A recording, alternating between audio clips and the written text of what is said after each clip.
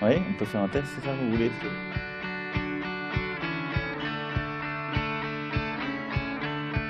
Allez-y, dites deux mots. Alors,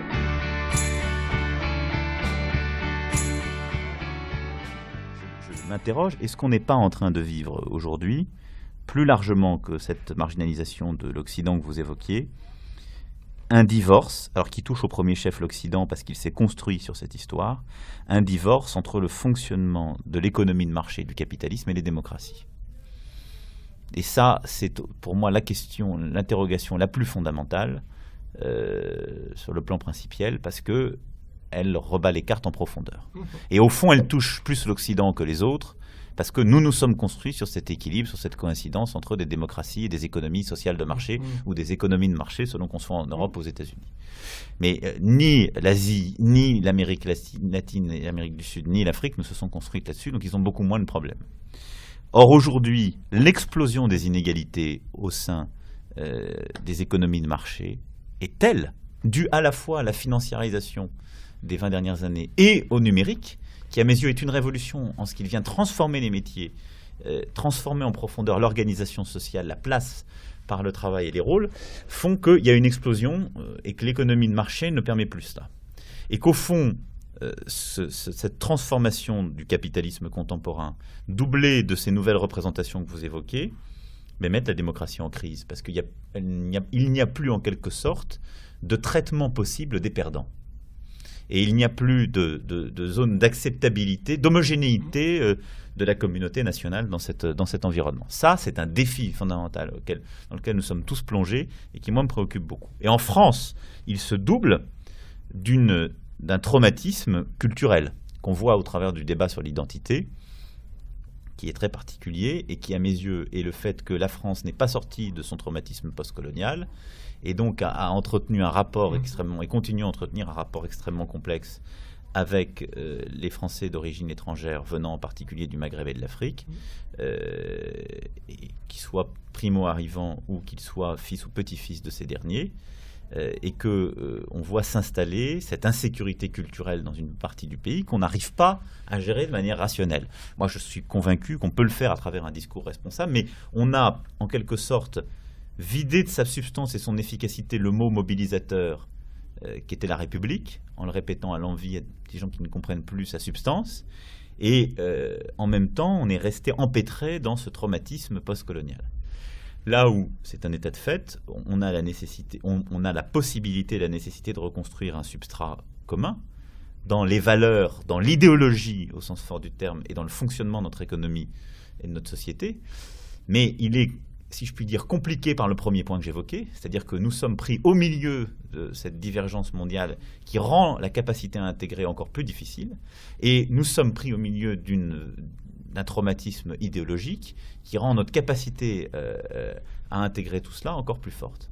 j'ajouterais le traumatisme du basculement de la place de la France en Europe, qui est considérable. La France est l'invention de l'Europe. C'est le pays qui s'y est le plus fortement identifié, avec l'Allemagne, sauf que l'Allemagne ne le disait pas, parce que c'était la voix des propos d'Adenauer sont célèbres, et disent bien ce qui va rester l'attitude constante de l'Allemagne à cet égard. Et l'Europe a échappé aux Français. Et je crois que c'est quelque chose qui est profondément perçu, sans que ça soit du tout pris en charge dans le discours public, et que ça compte beaucoup dans le sentiment pessimiste, puisqu'on ne voit pas les chemins par lesquels ressaisir la manœuvre. Après tout, le dernier épisode fondateur de l'Europe, c'est le couple Mitterrand-Delors, l'acte unique, c'est là. Et ça, c'est fini. C'est une page tournée au profit d'un autre rapport de force, au profit, en plus du solde qui n'est absolument pas géré intellectuellement, de toute une série d'erreurs sur divers plans qui ont été faites, directives sur les travailleurs détachés, que sais-je, etc., dont on paye très cher le prix, parce que c'est devenu autant de symboles, en fait. Et comme toujours, le symbole compte plus que les réalités, et remettre même les réalités en face des symboles, c'est extrêmement difficile quand une fois qu'ils se sont installés dans la conscience collective. Donc ça compte beaucoup. Mais je crois que vous avez tout à fait raison sur ce point. Le divorce entre capitalisme et démocratie, tendanciel, qui fait d'ailleurs que là, nous rejoignons les Américains. La campagne américaine, c'est l'implicite. Oui. L'implicite de cette campagne, c'est ce point-là. Le pays le plus adepte qui soit de l'idée entrepreneuriale, au sens très confus, mais très fort du terme, qui se trouve profondément ébranlé par la découverte de l'inégalité.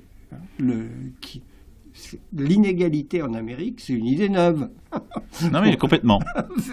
On ne savait pas ce que ça voulait dire. C'est-à-dire, on savait qu'il y avait d'énormes inégalités, mais elles n'étaient pas importantes, puisque, en fait, le jeu normal de la société permettait de dépasser par l'initiative individuelle. Quand ça n'est plus le cas, et que, en fait, les États-Unis deviennent une société de caste, ce qui est fait absolument nouveau pour eux. La perte de l'ouverture sociale, c'est une chose.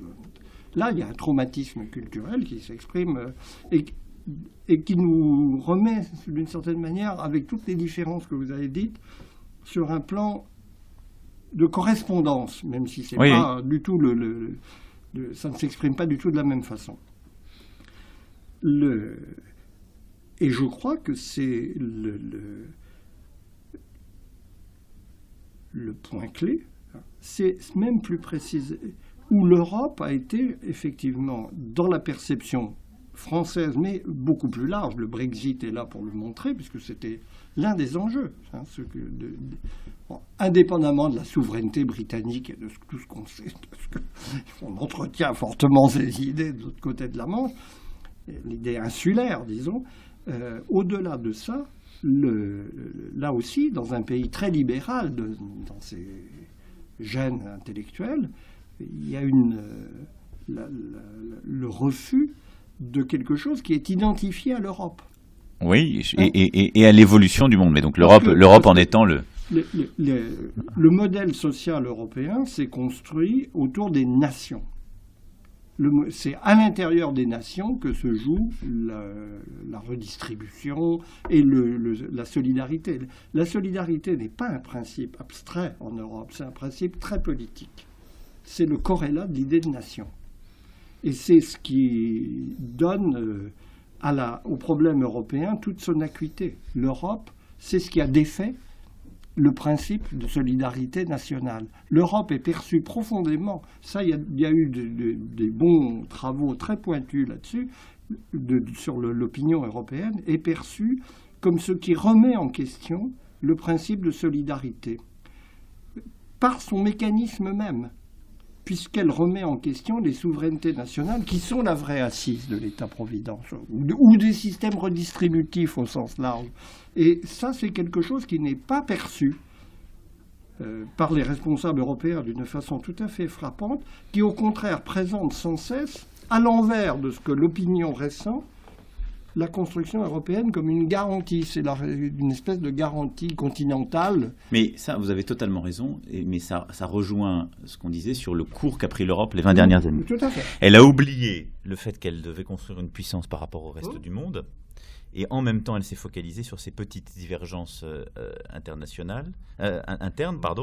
et elle a du coup oublié qu'au fond, le politique préexistait à l'économique et au social. Et on le voit aussi bien au niveau de l'Union européenne que de la zone euro.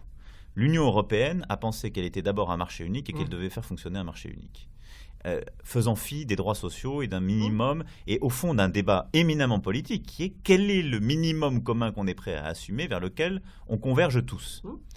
Ça a été la directive Bolkestein qui a fait réagir en France il y a 10 ans, mais c'est exactement le même débat qu'on a vu ressurgir dans le cadre du Brexit. C'est toute l'ironie.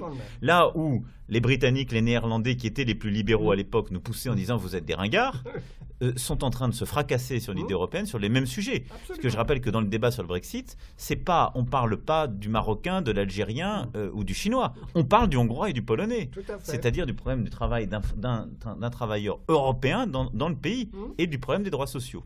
Et donc, là, vous avez raison, on n'a pas eu ce débat préalable qui est de dire quel est l'optimum qu'on cherche et donc comment on fait fonctionner les solidarités en Europe.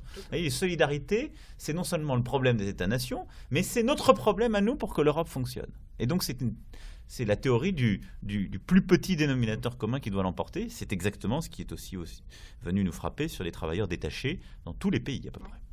Et c'est exactement pour moi la même erreur dans le déroulé qui est faite avec la zone euro. La zone euro, on a au fond fait le pari que la structure économique conduirait naturellement à la création d'une démarche politique.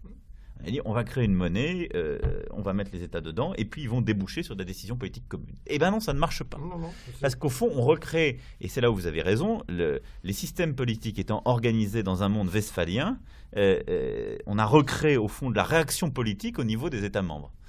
Et donc le choix qu'on a maintenant en Europe, c'est de savoir si on veut penser, mais en étant prêt à l'assumer, à une vraie question qui est d'abord politique sur l'Europe. Est-ce qu'on veut la souveraineté de la démocratie européenne pour construire quelque chose de pertinent, et c'est un projet dans lequel on s'identifie, ou est-ce qu'on dissout la chose? Parce que le risque sinon, c'est que les contraintes techniques qu'on s'est mises, qui ne sont pas justement achevées, viennent nous affaiblir au fond au lieu de nous renforcer. Moi, je crois très profondément que on a une articulation des souverainetés à penser. Il y a des choses qui relèvent du national, d'autres qui relèvent de l'européen, et sans doute de quelques États membres au sein de l'Europe, et sans doute d'une avant-garde qu'il faut assumer là aussi, sans exclure a priori, mais qui doit venir d'un processus démocratique où, au fond, demander son avis au peuple, ça n'est pas bloquer tous les peuples, mais c'est permettre à quelques-uns qui sont prêts à le faire d'avancer, mais de refonder un projet commun autour de cette base. La question ensuite, c'est est-ce qu'on sait convaincre nos peuples de cela? Moi, je pense que oui. Parce qu'au fond, je crois, comme vous l'avez dit très justement, que les Français sont attachés à l'idée européenne, qu'ils ont le sentiment d'en avoir perdu la maîtrise, mais que c'est une terrible défaite pour eux. Oui, c'est bien sûr. Parce que la France ne se finit pas à elle seule. Ben non. C'est pourquoi d'ailleurs, d'où la difficulté aussi de faire passer le message sur la crise de l'Union européenne. Parce que là, en fonction du facteur que vous dites, il y a un refus même d'entendre la chose. Puisque la France, elle n'est pas faite pour rester dans son coin.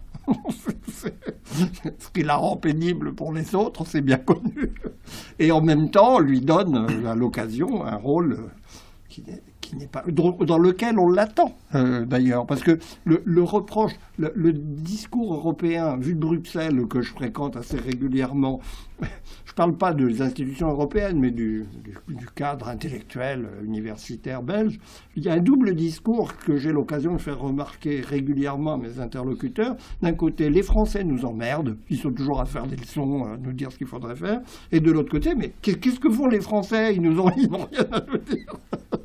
Qu'est-ce que vous faites là?